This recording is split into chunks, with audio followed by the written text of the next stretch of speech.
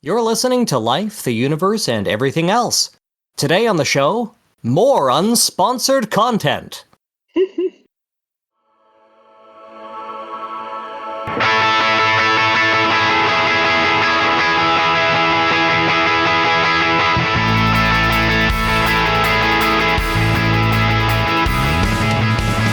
Life, the Universe, and Everything Else explores the intersection of science and society.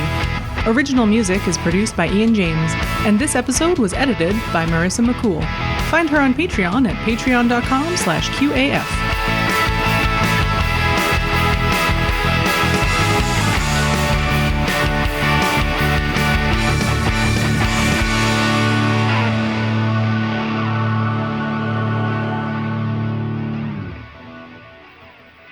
My name is Jem Newman, and with me today I have Laura Creek Newman. Hi there.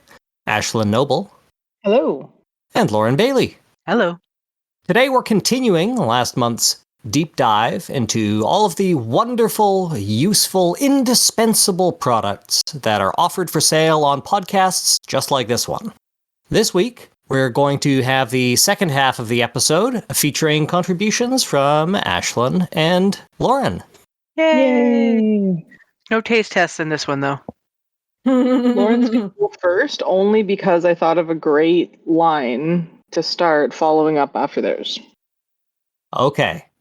So, with that in mind, Lauren, why don't you take it away?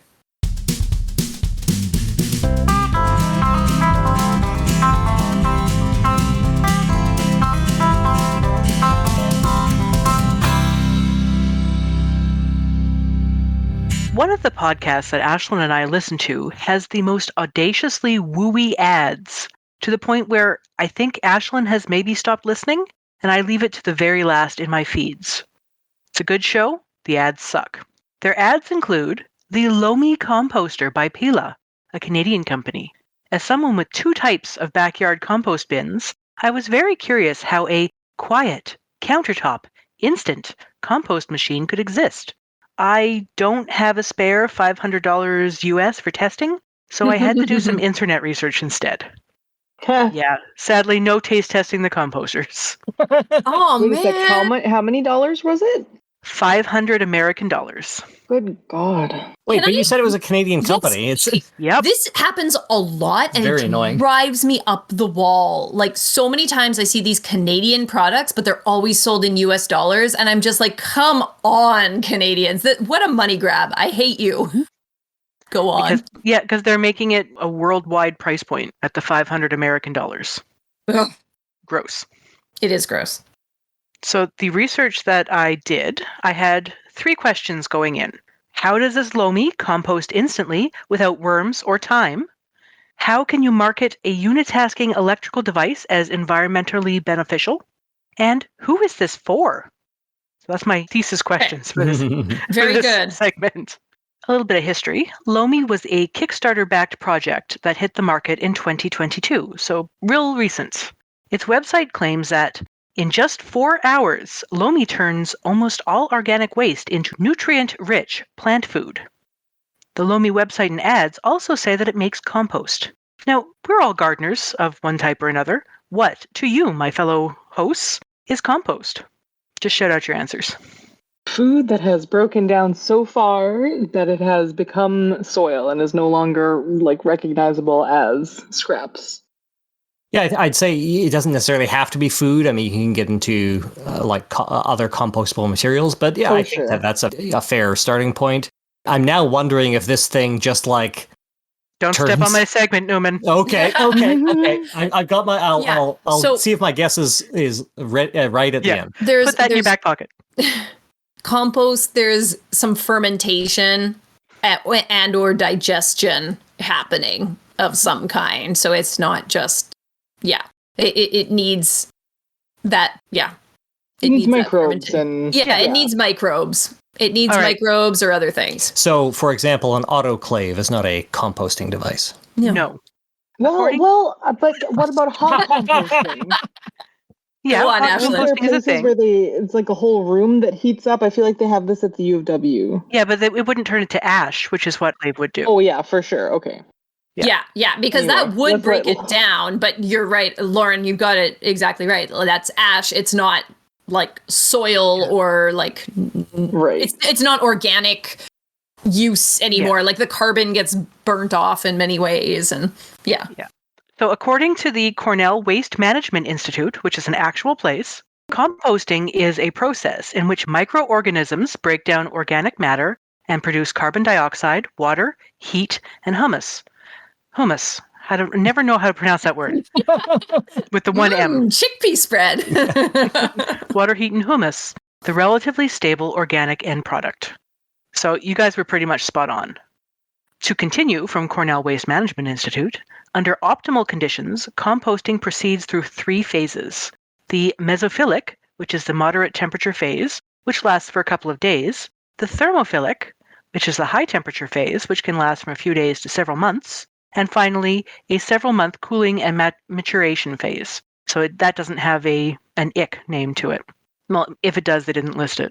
So composting is a naturally occurring process that takes time and involves both chemical and biological processes performed by the likes of bacteria, fungi, molds, protozoa, and other microorganisms. You guys were pretty much on there. The process of turning things back to dirt. Ashes by to that ashes, soil to definition- soil. With our powers combined, we can define compost. Yeah. By your powers combined, I am Captain Planet! So by that definition, Lauren, does that mean like worm composting is not composting, or That counts you as have composting, your regular breaking it down. composting happening at the same time, and then you have the worms there as well to Yeah, because as adjuncts. they helped break it down. They're not a microorganism, obviously. They're multicellular, but the worms eat the stuff, and then what comes out of the worms, the worm poop, is then easier to compost. So they Yeah. are a step before the composting. They do part of the digestion. Yeah. They're the pre-composters. And technically, you can get unicellular organisms that are not microorganisms. Well, barely. Not your show, Jim. True. I'm trying to make a contribution. I don't have a segment this time. It's You true. had so much. It's very segment last large. time. Yeah. So much segment. Sorry, We had to Lauren. have 2 shows. All right, so we've defined what actual composting is. Now, Lomi, the product that we were reviewing, says that you can add items like meat scraps and softer bones, so like chicken bones, but not beef bones. You can Okay. add cheese and fibrous materials to the cycle in small doses. You can't Wait, add, yes, and Okay. meat. They say none of the small wooden balls that come as the toy with avocados, and no mammal balls. But can you do avocado skins? Yes. Okay, I've always thought it was super weird that the pits break down pretty good in our compost, but the skins are forever. Oh yeah, Yeah. it's super weird. Anyway, But- continue. When we get into what the Lomi actually does, we'll see Okay, why fair. they say don't put in the balls. So how does Lomi work? Does it superheat the waste? And as we were talking before with the autoclave, wouldn't that burn away any nutrients and leave you with a pile of ash? Yes. Is the answer yes? Yes. That is what That was superheating the my waste guess. will do. Yeah. But some experts do say that you can add wood ash to soil to change the pH and add elements like calcium. But that's not what Lomi does. According to a few detailed reviews, Lomi works more like a food processor and a dehydrator than a composter. Oh. Oh, The resulting matter, no matter how they market it, it isn't compost, it's dehydrated food waste. Okay. And like chopped up, dehydrated food waste. Yeah, I basically. mean, that would jerky. compost super fast, though. It would. One reviewer tested it, and it still heats up when added to a compost pile, which means that it still Oh. can rot and it hasn't broken down into soil. Yeah. So that's basically one of the caveats, is if it heats up when you add it to a compost pile, it's not done composting. Hmm. So the That's answer cool. to my grand question is that Lomi is not a composter. It reduces the size, smell, wetness, and overall unpleasantness of food waste, and it creates a final product that can be mixed into other composting methods to continue the process. But that's not what they market it as. That's I was wondering from that. Like, It's- tell us how they market it, Lauren. It seems a lot like they are taking like a dryer sheet and calling it a laundry detergent. Yeah. The splash page on their, so they're not called splash pages anymore. That's showing my age. But their website, I just went back to it. It says, Lomi solves your daily food waste problems, making your family a team of planet-saving superheroes. And I'm looking at the front page, and it doesn't say any, I'm looking for the word compost. I'm actually going to do a search. Riveting podcast, did I know? After these messages, we'll be right back. Okay, so it does say compost, but it's not in their ad stuff. Doesn't say compost. The first place In the ads that are on podcast, they talk about compost constantly. Yeah. It's interesting that it's not as prominent on their website, probably because it's harder to back up. Yeah, it is about the first, when I do a search, the first use of the word compost on the page is about 2/3 of the way down their main page. Wow. Underneath the little splash, the what does it do about no more smelly, leaky garbage, and a visual of really grossness, and then some some testimonials, and then a shop here button, before and after button, and then, like I said, more than halfway down the page, the third of 4 little videos is called How Long Does It Take Lomi to Compost? So that's where we first talk about compost. So I'm not going to make the claim that this is what they're doing, but I know that a common tactic among MLMs is to have training sessions that train their downlines to make specific claims that the company itself does not make, because if they were to make them in official ad copy, they would be actionable. But their downlines, when selling the product to other people, are free to make those claims because nobody will be able to prove that they were made by the company. That was also the Purdue Pharma method. Oh, sure. Yeah. Oh, yeah. That's constant when you're using a third-party advertising, because all of the ads that I have heard for Lomi have been read by the podcasters. There's never been a insert button here for actual Lomi ad that I have heard. Yeah, I've only ever heard the hosts as well. They have some fancy YouTube ads, which are probably just the videos from their website, like revamped a little bit, which I end up seeing when I'm on YouTube. I skip past them, so I see the first few moments of it. But it's, even from those first few seconds, it's pretty clear. And truth be told, I cannot say if I remember them explicitly saying, this is your countertop composter. But it is clear that that is the implication, that you just put your food in, and in not too long, you get this beautiful compost that you can then just use. Yeah, their website and their video ads are pretty slick. They don't say any, like, all of their little videos are real slick. But I mean, it's the modern day advertising, right? Yeah. Yeah, modern day products. You got to have a real good website. We'll talk about a really good website in our Something Nice. But for now, let's move on to our second question that I had regarding how Lomi can be environmentally beneficial. So Pila, the parent company of Lomi, has quite a lot of information about that on the website. While Pila is a Canadian company and orders are fulfilled from its warehouses here, the device is manufactured in China. Surprise. That's a lot of shipping. Yep. Pila uses, I bet you can guess what I'm going to say next, carbon credits to offset its manufacturing and shipping process. Yeah. What a scam. Have we done an episode? We have done an episode about carbon credits, right? Oh, I don't remember. I don't think so. I don't think so. I don't know Really? if we have, or I learned it from a different podcast. But Okay. Well, we definitely should talk about those because, boy, those are a messed scam. up. Yeah.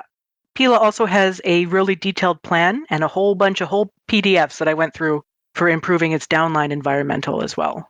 But yeah, for those who don't know, carbon credits, somebody else want to explain them here? Pinch hit? I didn't write anything down, but I can do it off the cuff unless somebody else wants to really...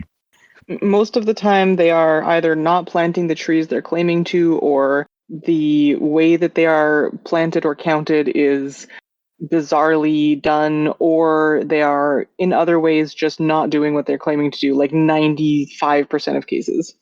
Yeah, so they can work in a variety of ways. We do know that at least 90% of them are not audited or actionable in any way, so it's just a bunch of made-up numbers. But They'll often double count. So like the same forest, they'll say, we saved this from logging 3 times. And a lot of the credits are, there's I think 5 criteria that the EU lays out for what a realistic carbon credit needs to be in order for it to make sense environmentally. And essentially nobody hits all of those targets.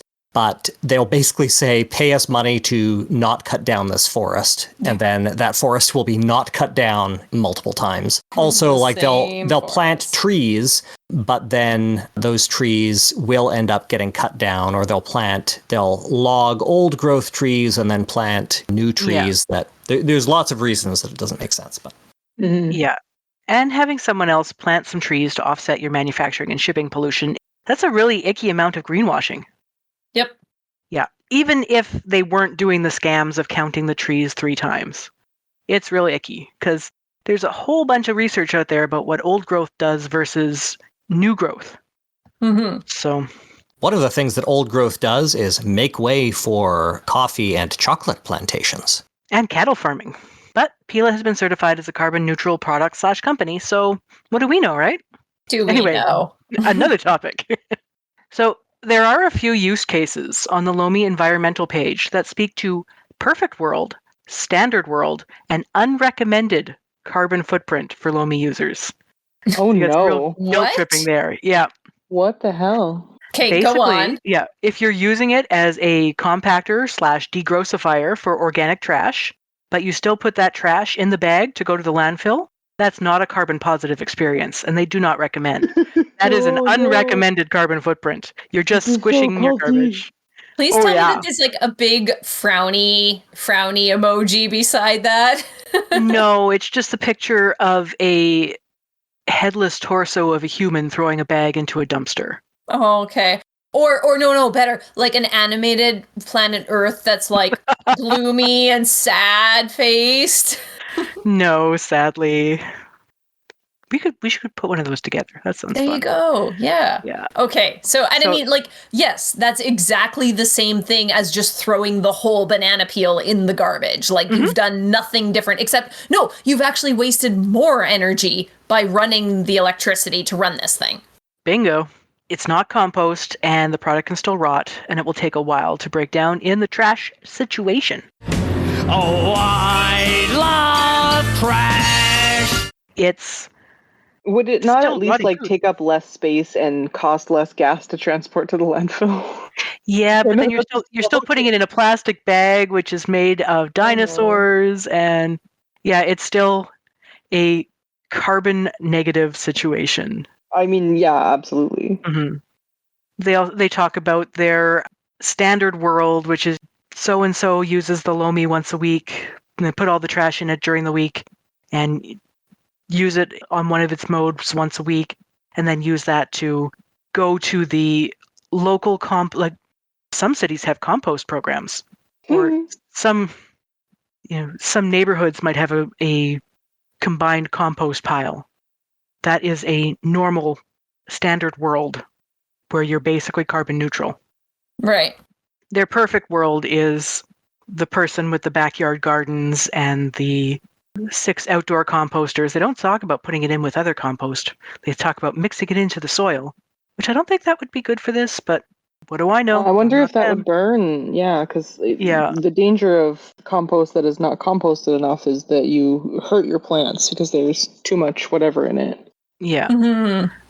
But their perfect world is a user who is already not using this as their only way to be carbon positive. Like, but in that perfect world, their product is unnecessary. Yep. So this is a product that's clearly marketed at people who are likely living in densely populated areas. So very few, a smaller percentage, I should say, of those people are going to have the outdoor space to do this kind of stuff. So once they use their product, for them to then find a way to properly dispose of it in a compost heap is not a thing that would happen for the most part, especially if you're talking big cities where people may not have cars and things like that. Like, people aren't exactly going to be wanting to take their pail of compost on the train or bus to wherever. Yep, and that brings into my third Sorry, question Lauren. from the top. No, it was it was a good pull in. It's who is the Lomi for? So remember, we're at a $500 American price point. Mm-hmm. So the price point and the ads seem to me that Pila is marketing the Lomi to upper middle class suburban people with children and a backyard who maybe don't garden very much, but want to appear like they're eco-conscious. Yeah. They feel guilty about all the banana peels in their garbage. Yeah. Yeah, I was going to say this is targeted at guilt, not at particular people. Oh, yeah. This is targeted at pure suburban white guilt. Yep. Those who drive their 2 SUV-style vehicles into the city, drop the children off at daycare kind of thing. Yeah. I feel a little called out, but go on. No, I'm just joking. It's not my intention. You I know. understand the science. I'm just joking, Lauren. Yeah. Truly just. Oh, I know. Just... Yeah. So Lomi has 3 modes for use. There's an eco mode for day-to-day that you just, at the end of the day, you push the button and all the waste disappears. The Lomi approved mode, which is for tougher jobs, like your non-mammal bones.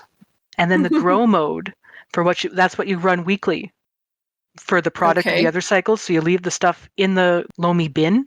Okay. And then you run the grow mode at the end of the week. And you can also join their subscription service to get their approved nutrient pellets to add to the grow mode. But they say they're not mandatory. If you do, though, that's more shipping. You can get on the subscription service and they will send you these grow pellets. What are the grow pellets? Like, is it just fertilizer for your non-composted stuff? Compost? It is a special blend. It's a proprietary blend of nutrients to put back into, like, why would you need to add nutrients to it? But yeah, like, that's the whole point. Going from Laura's segment, it's a cup of peas with a Flintstones vitamin on top. Like, that's so... Yeah. It's like people who've never used or interacted with compost decided to be like, what if we made a composter? Yep. Some of the advertising material talks to people living in apartments or in small spaces where there isn't room for a traditional composting system or a worm bucket. Mm-hmm. But according to some of the very long reviews that are going to be in my show notes, the Lomi takes up a significant amount of counter space. They talk about it being a countertop composter, but I would not put this on my kitchen counter because I don't have much of them. Well, I was going to say, you guys have in the single digits of feet of counter space. And yeah, like it's great for composter if you live, like you said, Lauren, in a suburban style house that probably has some kind of island or something like that in a big open concept kitchen. Yeah. And it's supposed to be sleek and it's got the one button on the front kind of thing. And then you run it off your phone with an app. Yeah, so it's Wi-Fi capable. Oh, God. Yeah. A lot of the marketing... love to harvest composters into my botnet. I was speaking before about the urban composting programs, and that's what a lot of their marketing material also speaks to. The green bin programs, which sadly is not in every city. And here in Winnipeg, it's still frustratingly a pilot project for only certain areas of the city. I think they've been in a pilot for that for over a decade. For the rest of us, it's just a wild west of your own composters. Well, we do have there's a private not-for-profit service that we subscribe to it does not service the whole city, but they are adding neighborhoods frequently, as often as they can manage from their small not-for-profit workforce. But still, the price is just going up to about $400 a year. So not everybody can afford that. Nope. I mean, frankly, we can't afford that, but... Yeah. But we can't, but I feel bad. And my backyard composter can't handle the amount of compost that we make because my children don't eat their damn food. Well, don't you know that other kids are starving in Japan? So eat it. Just eat it. Anyway, we added a second backyard composter last year, and I think we might add a couple more. Because we see them come up either in like the neighborhood trade groups or this past weekend was Hippie Christmas, the free giveaway weekend. But I didn't see any composters. I didn't go out looking particularly. They're in pretty high demand. Yeah, We happened We to did find get one last year. like 10 big windows that the house across the street was getting rid of, so I have taken them and I'm going to build a greenhouse out of them. I thought Nice. you were saving that I'm for your so something nice, so I excited. wasn't mentioning it. No. Okay. Anyway, so how much can this hold? Because this is another question when I think of the compost bin, like the in-kitchen compost bin that I use. Now, granted, this is not grinding and dehydrating, so mine is going to be fuller than that. But I am curious at how much you could put in there in the course of the week. Like if your family has 6 people and they're big like fruit and vegetable eaters compared to like a 1 or 2 person household, how would that work? The graphic on their website shows it as it's a 3-liter bucket. Okay, that's And- not very big. No, it's about the size of the compost bucket that we have that we just take things out to the composter in. And after you run the first cycle, it gives you an 80% reduction. So 20% of 3 liters, we'll let somebody smarter than me in math do the math. A little over half a liter. Yeah, I mean- so you'll lose that the second day and then progressively. Yeah, like you were saying before, this is not really something that I would consider a countertop device. Like it's big. It's probably as big as my KitchenAid, like footprint wise. But I feel like if you were running it every day, it could probably handle most of what the 3 of us would make, but not like when I'm cooking for a crowd. No. Right. It would handle, because we have to take out the compost bucket 2 to 3 times while you're doing a vegetable-based preparation Yeah. for your weekly big cooks. Yeah. But yeah, this is a larger device that holds about the same amount as the compost bucket that I got at Canadian Tire that I just take out to the big bins. Yeah. And Register your Lomi. Why? For recall? Sorry, I'm just looking at the website. I'm just like, is there a club? But there is. There's a subscription club. so you can get the nutrient pellets and the filters so it doesn't stink. Ay. All right. Okay. Let's recap this, get this segment over. Lomi is a composter that does not create compost. It creates drier organic waste that can be either sent for composting if your area is able to do so, or added to your own compost. It's made by a company that really cares about its carbon footprint, but it's still manufactured in a plant that Pila says they are encouraging to use more sustainable power methods as part of their 2023 improvement plan. And the price point, even excluding the subscription fee for pellets, makes it out of reach for those who do not have other, albeit slower, composting options. If you can afford it and use it consistently, and you fit within a certain set of parameters, it may be worth it for you. It is less smelly and buggy than a worm bin, but it is only one very small step in a very long reclamation process. That's the Lomi. Good. It Will seems too not good to be true, and it was. I clicked some more things on this website, regrettably. Oh. Well, I needed to tell you that there is an accessory that you haven't mentioned that I feel like needs some time in the spotlight here. The Lomi Skylight, which is Yes. a Oh my clear God. lid that replaces the existing lid for the Lomi so that you can watch it make and like dehydrate and disgustify your food. Right. First of all, I do not. No, I don't actually. No, I think that's the right word. So there's a video that comes with it that shows the whole process. But how much do you think a clear lid for the Lomi costs? I can't answer this because I know this. $100. You nailed it, Laura. Oh my god. $99.99 US dollars. There are 7 different videos you can watch. Well, 7 different. Absolutely bonkers. Yeah. 7 the perfect- videos?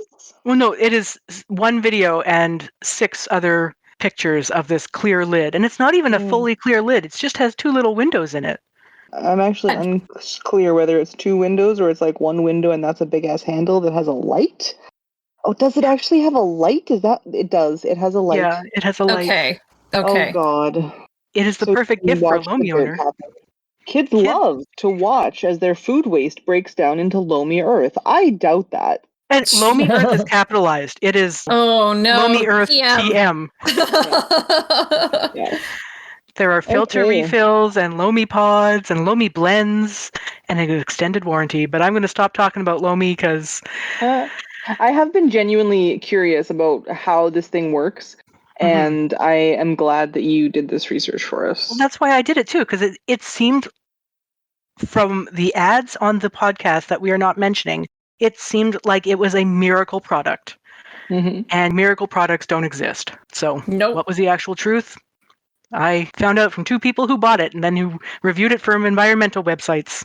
Yeah, if it was much cheaper, I feel like it might be worth it for people who make a lot of compost like us. Because then at least it would be smallified, and then we could put it in the composter and let it actually compost. Yeah, the compost bins wouldn't fill up by May of the year.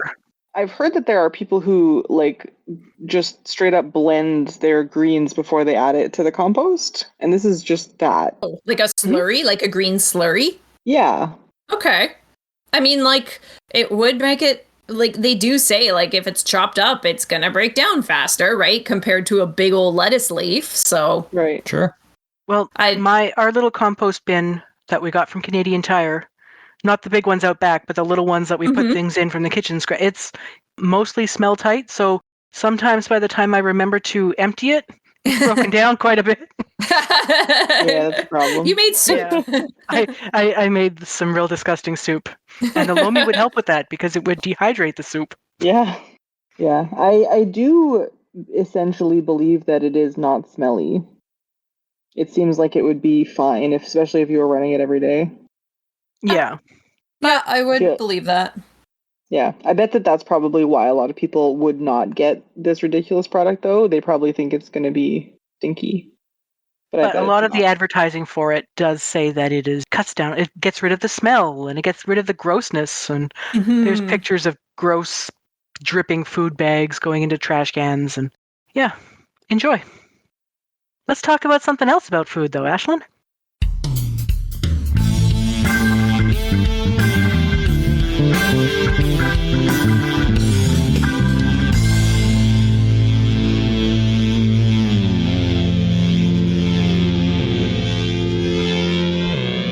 Well, speaking of garbage that we have had to listen to. I love that. I love it. Noom ads on a podcast are the fastest way to make sure that I stop whatever I am doing and free at least one hand to skip ahead. I cannot handle them, especially when they are, and as with the Lomi, they tend to be the ones that they make the podcast host read. So you have to listen to them talk about how much they hate their body and how much they want it to change and how nothing else has ever worked for them but psychology. Oh, so Noom ads telling listeners that they can stop dying. Freudian? Noom ads, right. Noom ads tell listeners that they can stop dieting and make lifestyle changes to get lifelong results. And they make me very stabby when I know that they are advertising false hope and self-hatred and failure instead of their alleged psychology-based weight loss plan. And having to stop my podcast to skip ahead is especially irritating when I'm gardening or doing dishes or playing with molten glass. So I really, really hate Noom.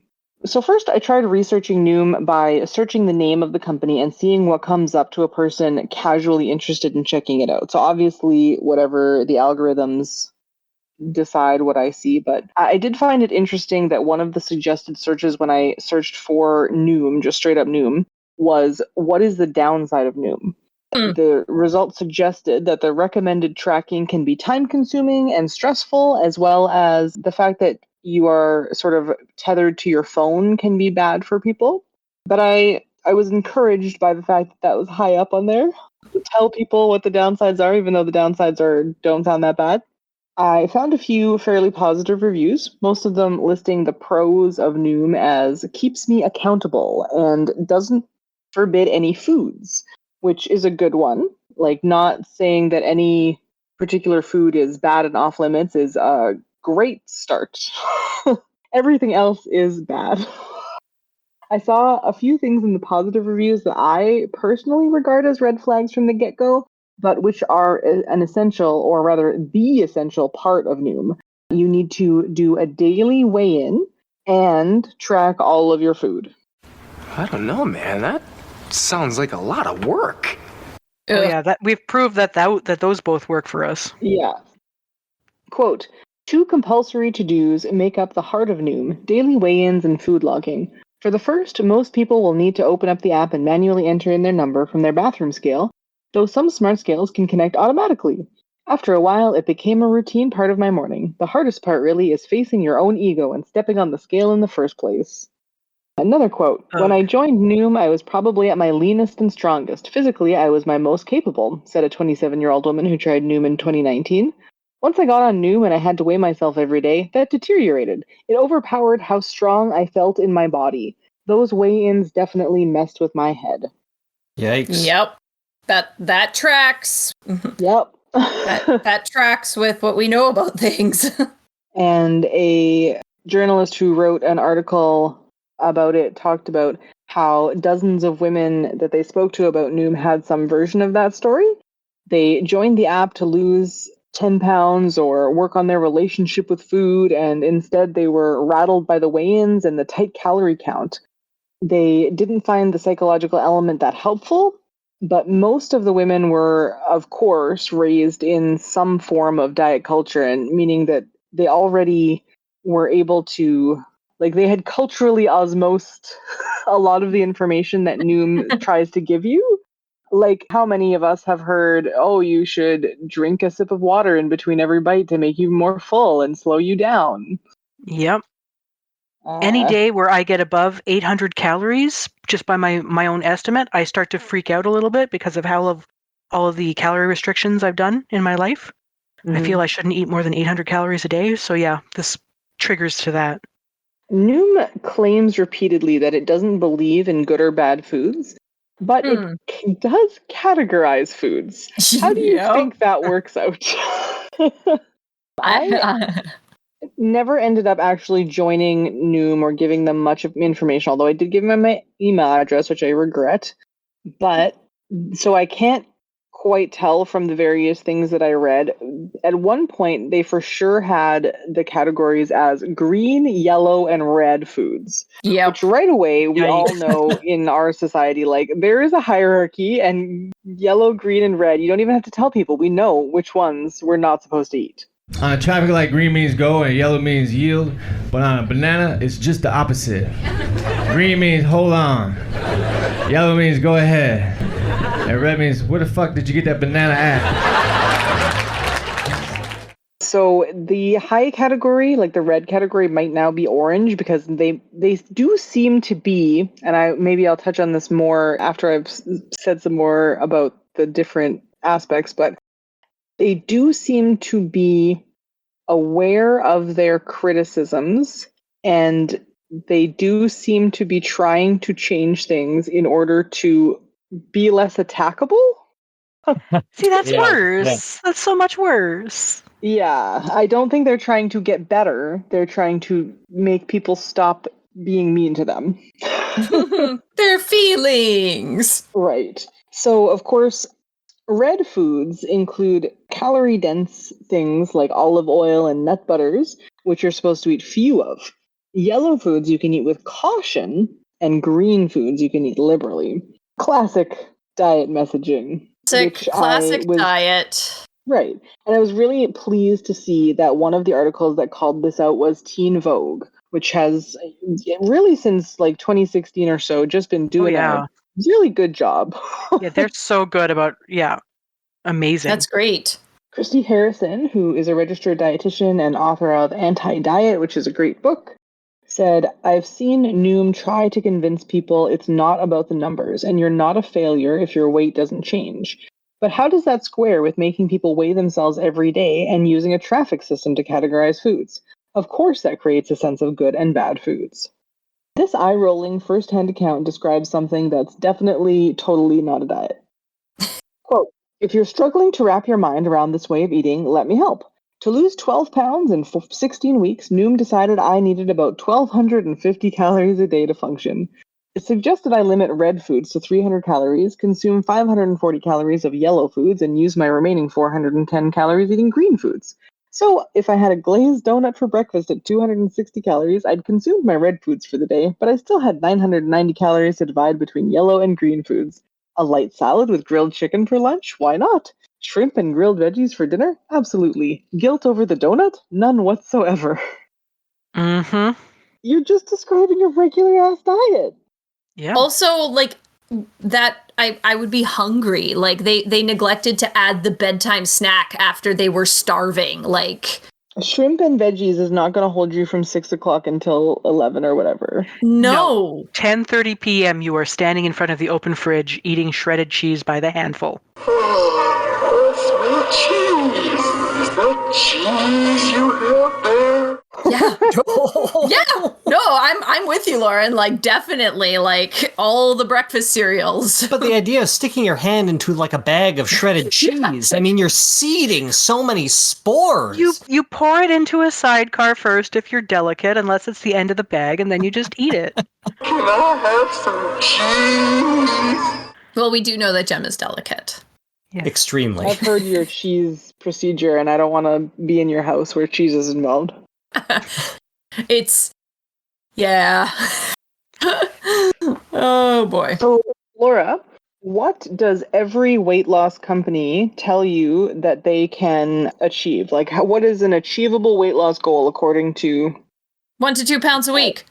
That's the one. Guess how much Noom tells you can lose? Up to 5.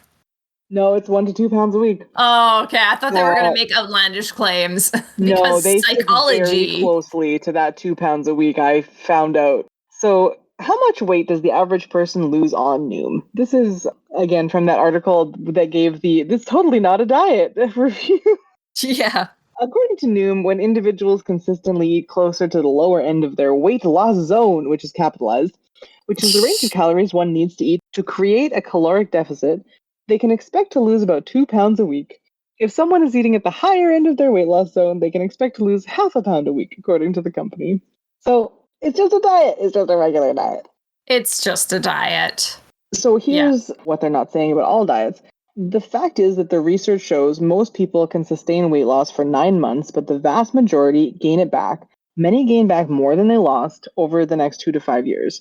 They are still saying that less than 80% of people managing to lose weight for 9 months in 2016, which is the study that they cite as the evidence, is that all of those people are having the same experience as everybody else. They lose weight short term and they gain it back long term, and they study them for 9 months, and then they say, look at our thing, it works better than everything else. Gross. Yeah, that's a trend in all the weight loss research is they all do this kind of thing. Usually it's like in that 6 to 12 month range. And they just then say, and it will continue like this forever. Yeah. Because like that's like looking at a stock market that's having like hugely inflated prices and being like, it's just going to go up at this rate forever. Like nobody would do that. They shouldn't. Anyway, like people who know finances and like, I am not a finance person or a stock person or anything like that. But like, I know enough to know like what goes up must come down. Things find an equilibrium. So anybody looking at an economic system like that would go like, maybe we should be a little cautious about this. That can't just keep going, right? Without consequences. But all the weight loss research is just like, and it will just continue. Right. Because we won't study it. Yeah, we're not gonna make sure that it's gonna continue, but like, look at this trajectory. Yeah, the trajectory doesn't lie. Yeah, it's my pumpkin futures are gonna be good up until about January kind of situation. This year I invested in pumpkins. They've been going up the whole month of October, and I got a feeling they're gonna peak right around January. And bang, that's when I'll cash in. Christy Harrison also notes that there are a number of reasons why dieting is just a bad idea for people who want to be in a healthy relationship with their body. One is that diets drive like rebound eating, where you feel like you are restricted, so you aren't going to eat the thing, but then when that breaks, you eat more of the thing than you would have if you just didn't feel the guilt around it. Yeah. Quote, in sobriety circles where people aren't well versed in intuitive eating, there's often an analogy made between alcohol and sugar or flour, foods deemed to be addictive. But the thing is, food isn't addictive in the same way that substances are. While you can absolutely feel addicted to those kinds of foods, as I did too in my disordered eating days, those foods only create addiction like eating in the context of restriction. And this is something that has been studied to death, and every time that there is a study done about it, it seems to get twisted into, and this is why we need to try harder to diet, instead of when we convince everybody that making their body smaller is the most important thing, we are creating exactly the circumstances that we are so afraid of. It really upsets me. Yeah. Something interesting that I noted and was noted in a few places was that Noom has done a good job of expanding the weight loss market into men. Yay? Not necessarily like just non-women, but men specifically. The ads feature a lot of men. It's hard to get any data out of Noom, obviously, but based on things like the forums and stuff, there do seem to be a much higher percentage of male users than things like WW, which used to be called Weight Watchers, etc. Jenny Craig just died. They just announced their bankruptcy. Congrats. Yeah. Oh, I thought you meant the actual person. Oh, Yeah. the business. Yeah, sorry. I don't know. Was she a real person? I truly don't know. I don't know. I know Kirstie Alley did a lot of did stuff for them in the 90s. She Yeah, that's this true. expanding their market into men really does kind of feel like the dark twin of the more female drone pilots. Oh, Yeah, God. very much. So one of the reasons that it is speculated that this particular approach has done better with men is that they claim to be rooted in science. They aren't trying to be like, take care of yourself, yada yada. It's like, this is science. This is how you can science your way out of being fat. Well, there's been a major push, too, for men and getting into all sorts of fixing your eating and all the Andrew Tate jerks when they're get to the and for gym sure, and like, get yourself some orthorexia, nice and healthy. Male body dysmorphia is also super on the rise as well with the way that society is. Mm-hmm. And so, men, of course, as is, I'm sure we can all attest, men do love to talk about loving science. And talk about loving to be objective about things. When it suits their purposes from their cherry-picked information. I don't have feelings, just anger. Yeah, exactly. What do you mean anger's a feeling? It is not. You can't just have your characters announce how they feel. That makes me feel angry.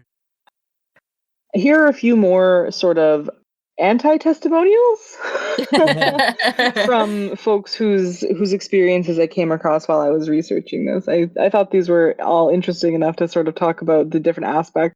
After signing up and answering the prompts, you receive an email from Noom that includes a graph showing how much you'll lose by the date of your upcoming quote-unquote special event and information on how they can help you reach your goal weight.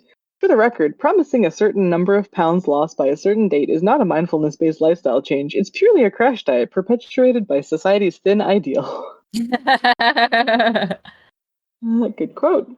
They use their quote-unquote psychology tricks to make you feel bad about eating food. One of the big recurring things is that they talk about cravings as your inner elephant, which is, quote, your impulsive, irrational, emotional side. And Noom wants you to, quote, tame your elephant and make it behave. Why has it gotta be an elephant, Noom? Yeah, right? Elephants are not, like... Elephants are well known to be intelligent, caring, like, thoughtful, and not, like, Yeah, but they're big and fat, Laura. Yeah, I know. That's the only thing that That's just matters. like, but seriously, if they wanted to go with a big fat animal that's like impulsive and dangerous, a hippo, like clearly Right? hippo is what you want to go for. I think that would be too obvious, though. Like calling it your inner hippo. That's very much like calling it like your inner fatso or something. Yeah. Like it's Yeah. Oh, Although this is not better. Christy Harrison again notes, quote, "The emotional eating piece really gets to me, the way it demonizes emotional eating, meanwhile creating the conditions for it to happen. Of course you're going to feel so deprived after a few days or weeks of a 1,200 calorie diet. I would be crawling out of my skin. Also, an elephant? Really?" The program's heavy emphasis on tracking calorie intake makes it the same as any other diet app competitors, which have been cited to cause the development of eating disorders in their users. Fun fact. Noom's goal is to help users, quote, "continue developing healthy habits to keep the weight off after reaching your goal." But that doesn't seem true based on my experience. So Noom also has these health coaches, which sound awful. You get put into a group after your trial, and the group gets what sound like mostly copy and pasted like encouragement that is not at all personalized. Yeah. Quote, Rah, "It appears that all rah. of the initial goal-setting answers users give at the beginning of the program are never actually read by anyone. It doesn't seem like the, quote, personal coach even has access to them.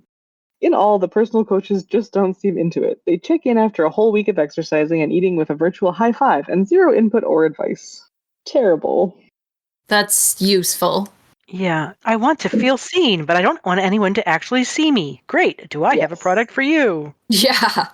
Another thing that diets and especially programs have in common are that they are one of the only products that, when they fail, successfully blame the user. Yeah. Here's another experience. Thibodeau says his progress on Noom has plateaued, but felt this was more to do with him than the app's failings. "I didn't feel as though it was a scam in the way that I feel a lot of apps tend to overpromise and underdeliver," he said. "The shortcomings I've experienced with it are more to do with my lack of interest than the effectiveness of the app." Is it a diet culture or is it a religion? You tell me.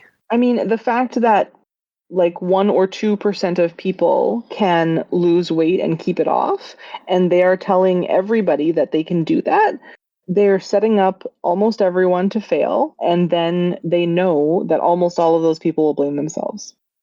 Yeah. They've been conditioned over generations to do so for a lack of willpower or whatever else it is. High control group marketing. Same as And we talked about how the quote unquote goal of Noom is to help people maintain long-term healthy habits.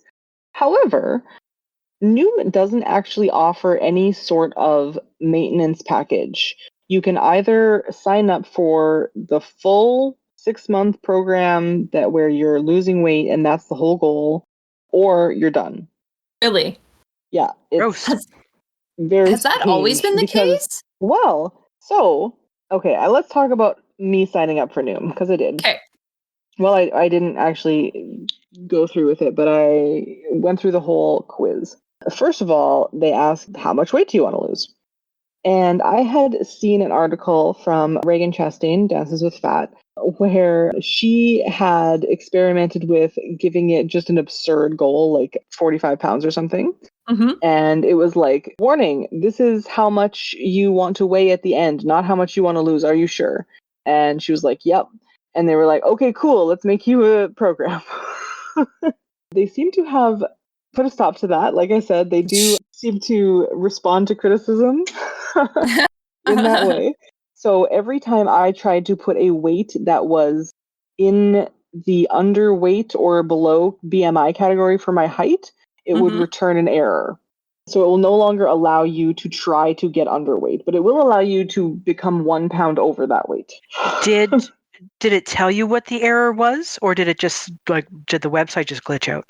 It said your recommended weight range is 140 to 184 pounds. Please try again.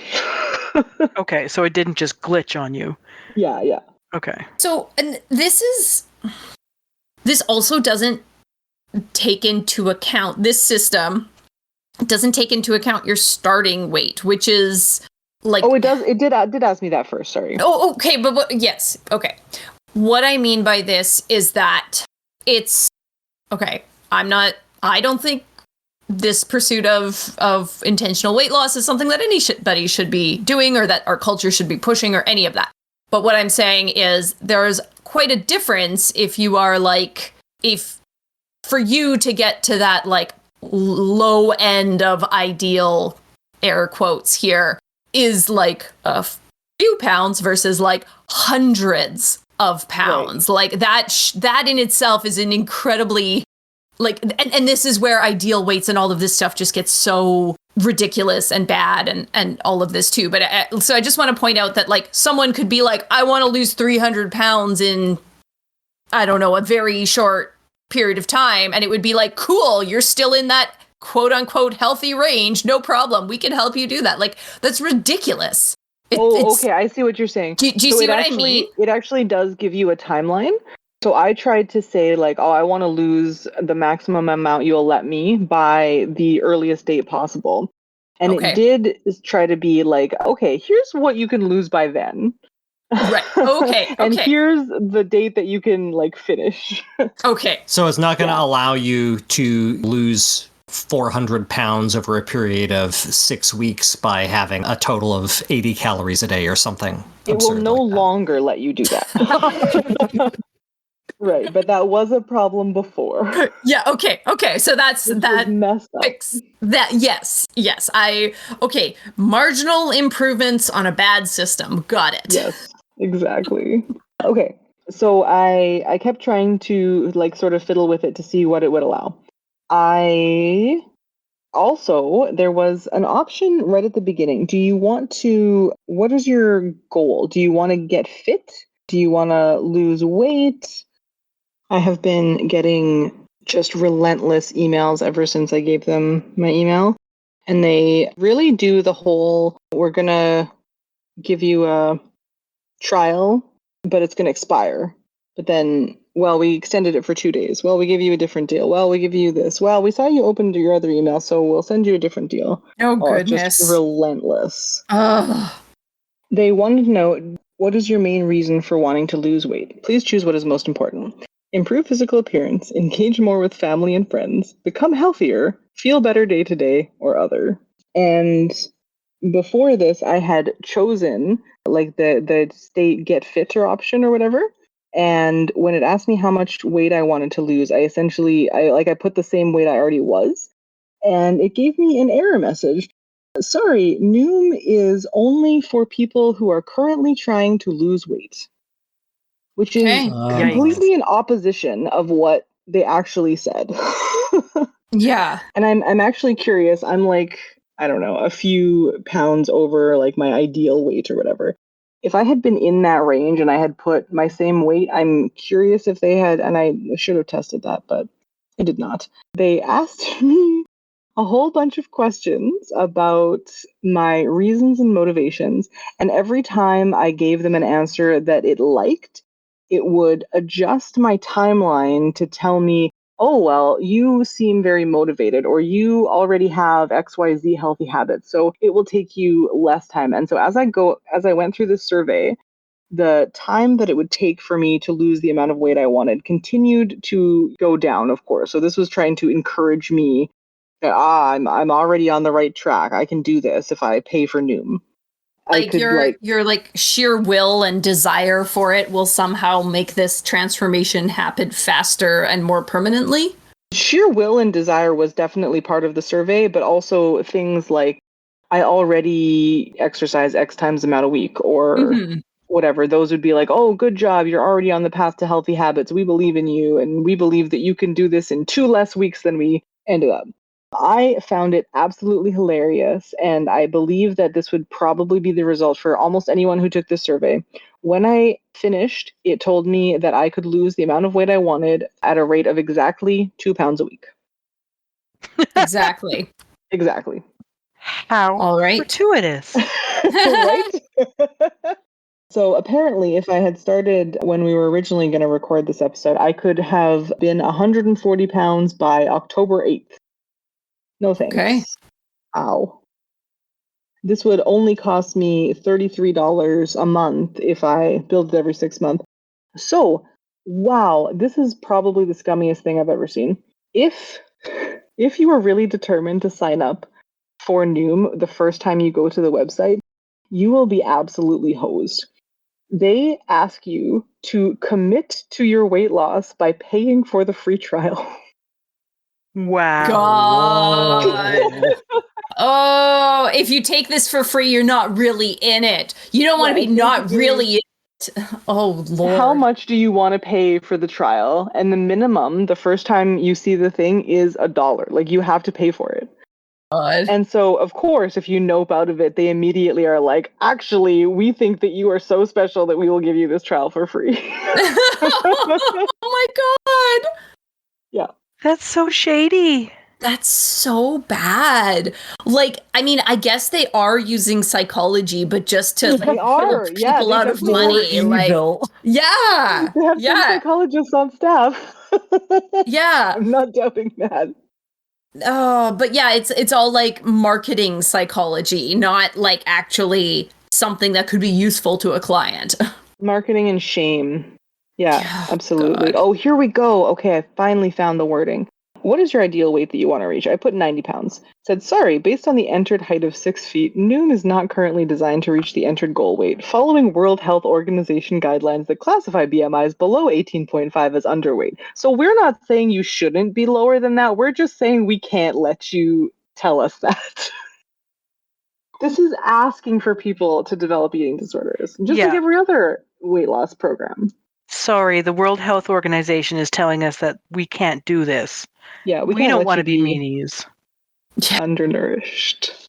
Oh, God. So it's possible I hate Noom even more than I did before. They have emailed me so many different offers and various, like, again, like weirdly shamey emails to try and convince me that I am failing myself by not signing up for them, essentially. It's real If you good. had It's signed real up, good. though, if you had signed up, would be getting the emails like Jem was getting from the mushroom tea with the, we formed a prayer circle to help you lose your weight. That's what the coach is for, to thumbs up my progress every week. I have anonymous strangers on Duolingo doing that when I do enough lessons. And I don't have to pay them anything. Noom is a scam. It's no better than any other weight loss app, and your body is great, and you should not try and shrink it. You should take up space. Excellent. Yes. Yeah. I had read, and I don't know if you researched this, Ashlyn, but through some of my own research and reading some other reviews, like this company, it does, I believe, have some psychology on staff in some way or consultants, but it was started by some Palo Alto dude bros, like tech guys that love the algorithm. Yeah.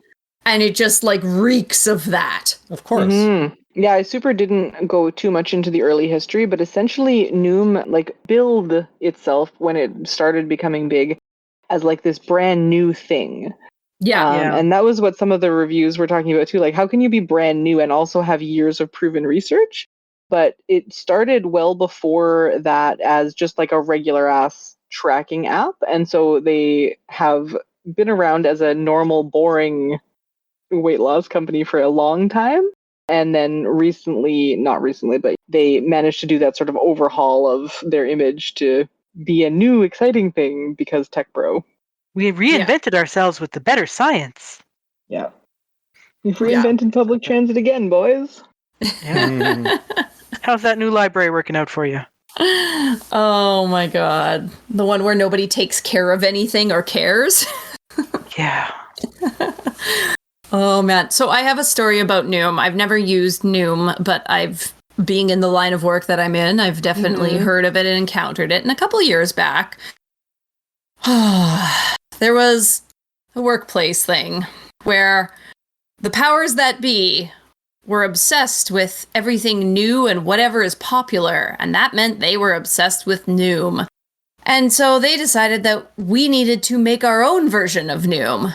And I sat through countless meetings of people talking about how Noom does this and Noom does that, and how can we replicate these things. And this is too when the price point of Noom was a lot cheaper.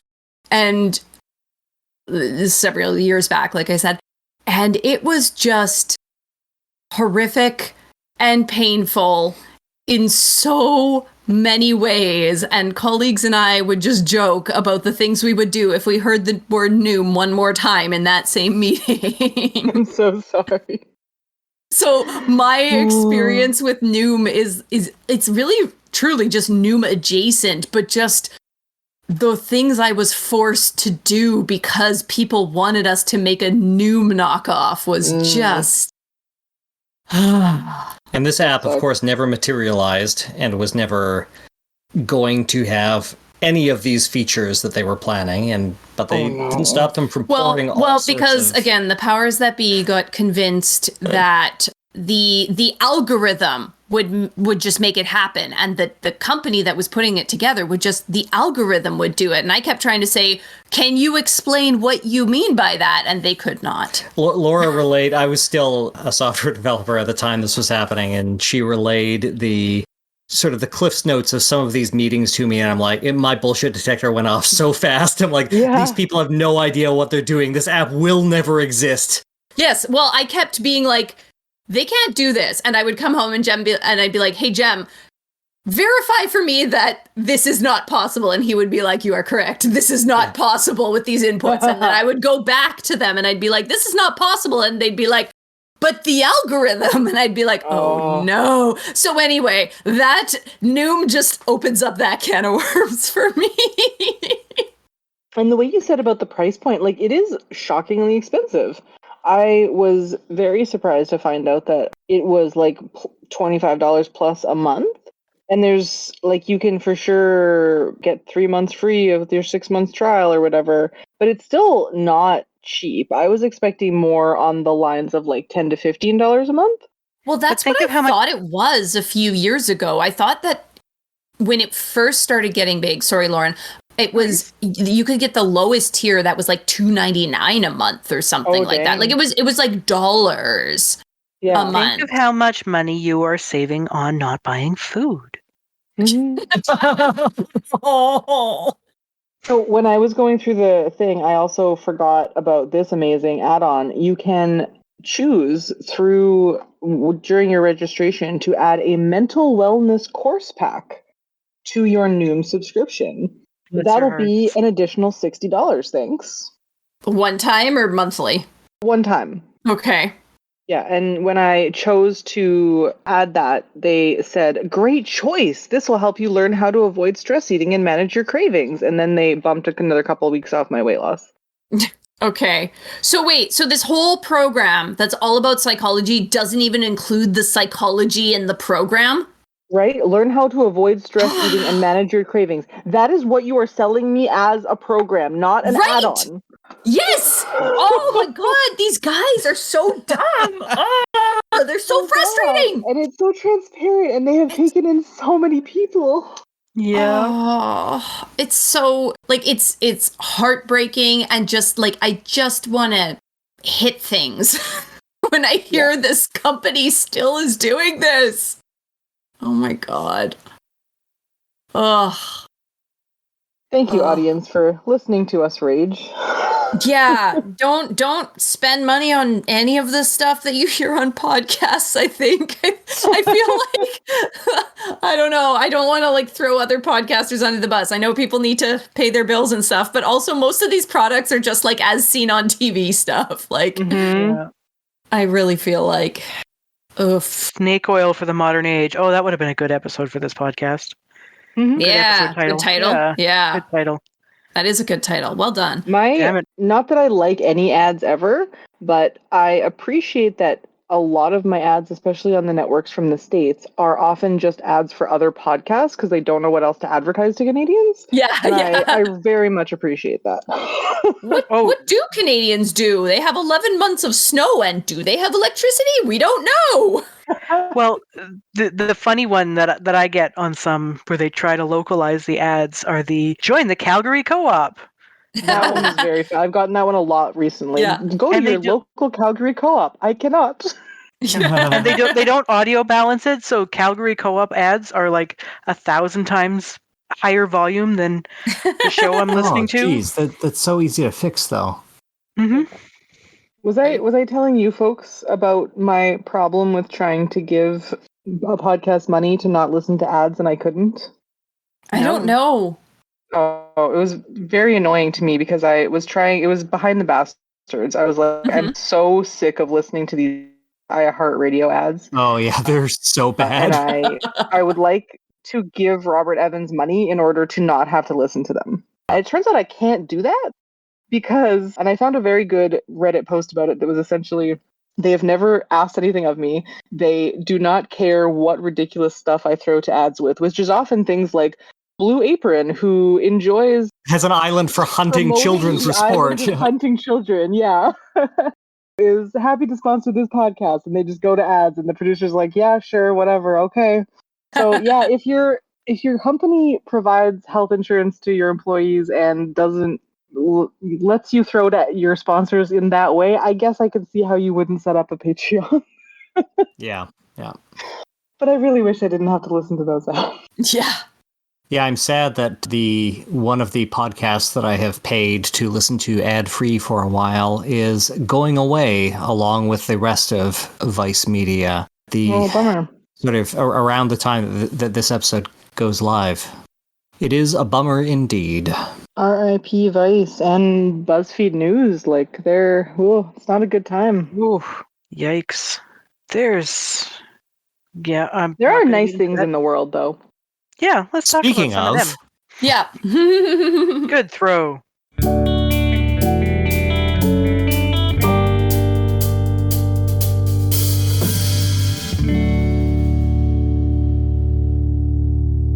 Okay, I'll go first for once. Yay.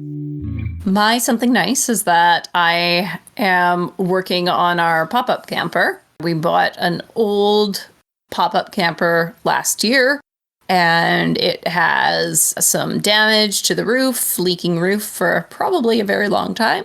And so I am, with the kind and gracious help of my very skilled and handy father, I am taking the roof apart and rebuilding the damaged parts, and with any luck, putting it back together in a usable fashion. With any luck.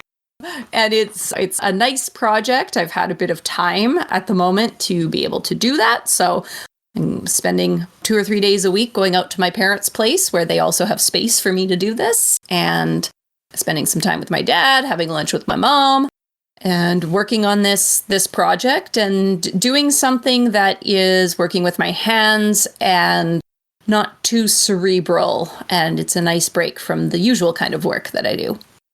Awesome. Sounds really wonderful.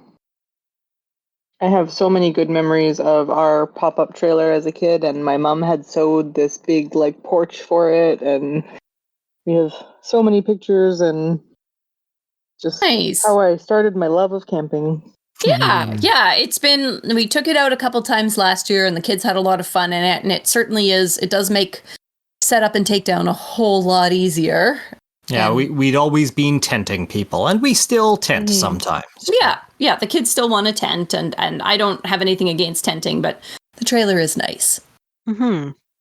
My something nice is I watched the new Dungeons and Dragons movie with the kids, and it was fun. It was fun. It was a fun family movie. The kids are really into that stuff, and it was funny and pleasant, and yeah, it was a nice time.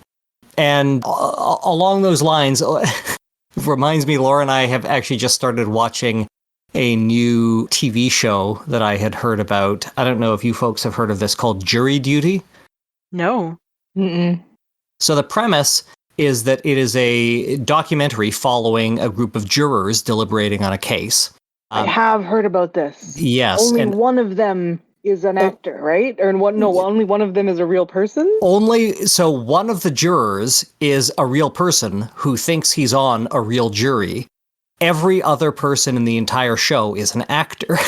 So it's like the Joe Schmo show. Well, it's the Truman Show. Yeah, or the Truman Show, basically. microcosm. But it's helped by a lot of things. A lot of really funny, talented people on the show. James Marsden is in it, playing James Marsden as one of the jurors. He does well. And he don't spoil much, but I do have to mention one joke that just made me laugh so hard. Laura too. In one of the episodes we were reading, James Marsden, while the rest of the jurors are deliberating, he's just like reading like a script for an upcoming movie that he's working on. And you just see him go, oh, sorry, jump scare. Just that, like the idea of somebody being like spooked by a jump scare while reading a script is just extremely funny to me. That is pretty funny. I laughed. Yeah, it's and it's like the guy, the real guy who's on it, who's not an actor, is like just genuinely like a pretty sweet guy. Yeah, and it's just it's funny and fun. It is funny and fun, and it doesn't hurt feelings or put people in like bad or uncomfortable or compromising situations, which a lot of these like reality-esque shows will often do. And I like that. Yeah, it's been a fun little ride so far. So we haven't finished it yet, but it's fun. Cute. My nice thing is that even though Dave, our husband, has been working a ridiculous amount, like truly an outrageous amount of hours, an illegal amount of hours, like way not getting enough sleep hours, he has fashioned a beautiful swinging screen door for my loft, which previously was simply an open doorway with the staircase, because our kittens, who we love dearly, just refuse to stop eating glass. Trying glass. They seek it out and crunch it and carry it around like it's the best toy ever, and they need to be kept out of the loft. Oh God! We have never had this. Because I have a lot of glass that is in like stick form, we play with them with stick toys that they love, and so they go, "Oh my God, a stick! I'm gonna take it to Mom and show it to her," and they're eating glass, and it can't continue. So yeah, Dave put a lot of work into this very, very insubstantial door, which is nice. But nothing in our 100-year house is level or normal or reasonable. So it took like 3 trips to Home Depot and like 1,100 cuts on the circular saw to make this thing work. And I really appreciate it. Oh, that is a lovely something nice. Yeah. Yes, he did very well with that. My something nice is, I don't think we mentioned this last month, so Ashlyn and I both put in a lot of work, her obviously more than me, into getting her new company website up and running. Did we mention this last month? No, I don't think it wasn't so. done when we recorded. Yeah. Okay.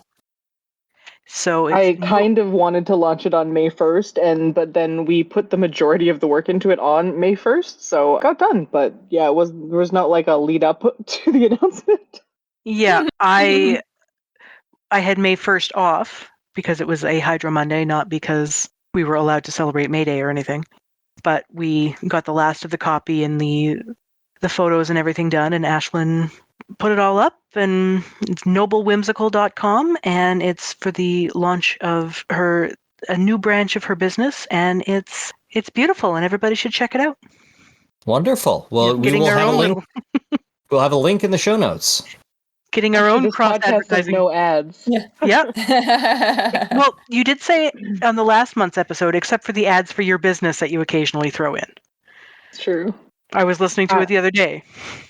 I'm really hopeful about this direction for my business. I think that what I'm hoping to do is it's a memorial business where I am taking cremains from beloved people or pets and turning them into beautiful little glass galaxies and memorial pendants. And I've already had a couple of commissions from people who it sounds like they were just waiting for somebody to offer this. Like, it was actually the funniest thing was I had a woman message me And then a friend of hers tagged her in the comments of the post I had made, and she was like, I'm already on it. Like, she had been looking for somebody, and like making things that people are going to hold on to for the rest of their lives. Like, that just makes me feel really good. Mm-hmm. Yeah. And you do beautiful work, and I'm glad to make it as my something nice as to tell the world about it. Aw. Yeah, lovely. Thank you Well, for good all the luck work with you that. Yeah. Well, we use Squarespace, giving it a No free ads. Yeah, But no free actually, ads. Jem, when you were saying don't buy anything that you hear on a podcast, I was legitimately thinking, I'm kind of happy with my website. I'm glad I went with Squarespace. But then we forgot to put in any promos Well, from yeah, I mean, we're not, maybe we had 1,000 listeners, maybe they would sponsor us. No, we're not doing ads.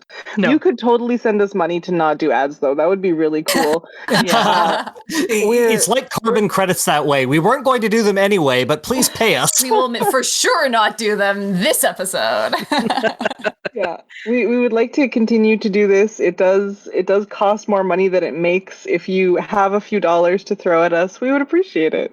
But this is our little vanity project that people listen to and feeds our souls and keeps our research skills sharp. So thank you, listeners. And make sure we are forced to interact with each other at least once a month. There you go.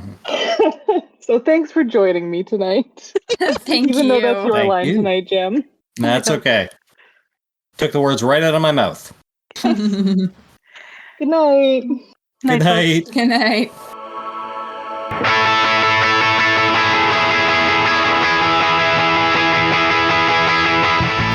Show notes and references for all of our episodes are available at lueepodcast.com, where you can also find links to donate or get in touch.